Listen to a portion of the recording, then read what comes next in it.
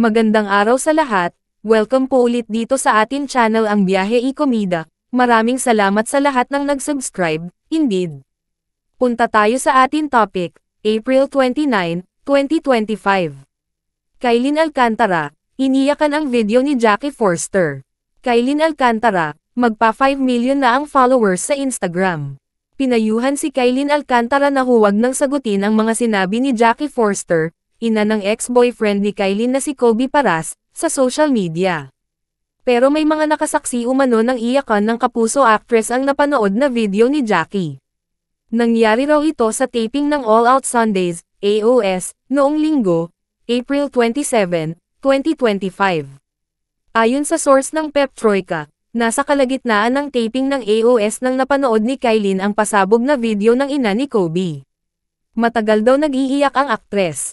Hindi raw nila alam kung ano ang sinabi ng aktres tungkol sa napanood na video, pero marami ang nakakitang umiiyak ito. Marami naman ang nagtanggol kay Kailin.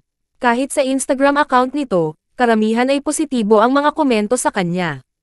Noong linggo, April 27, 2025, ay OOTD at ora-ora lang siya sa post niya sa Instagram na ang nasa caption ay, "All love and happiness this Sunday." Ngayong Martes, April 29, ay ganda-gandahan si Kailin sa post niyang masaya lang siya dahil dumarami ang followers niya. Caption niya, "Happy 4.9 million, magpa 5 million na ang followers ni Kailin sa Instagram." Maaring nakatulong ang breakup issue nila ni Kobe kaya lalong dumarami ang followers ni Kailin. Hindi ito ang unang kaso na ganyan kay Kailin Alcantara. More than a damage control move, kailangan yatang iparealize kay Kailin na nandito siya sa industriya natin para maging mahusay na aktres at hindi para malink kung kani-kanino at magkamakulay na love life.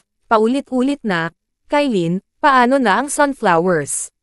After Mavi Legaspi and Kobe Paras, sino kaya ang susunod na malilink kay Kailin Alcantara? And after Carmina Villarroel and Jackie Forster, meron pa kayang showbiz mother na babanggain ni Kailin? Bisitahin ang Instagram ni @itskailin Alcantara at i-follow ito. At yan ang atin latest showbiz chika update for today, huwag kalimutan mag-subscribe. Click the notification bell for more showbiz chika updates, like and share the video at suportahan po ang atin Facebook page. Maraming salamat sa lahat ng nag-subscribe, indeed. Magandang buhay sa lahat, adios.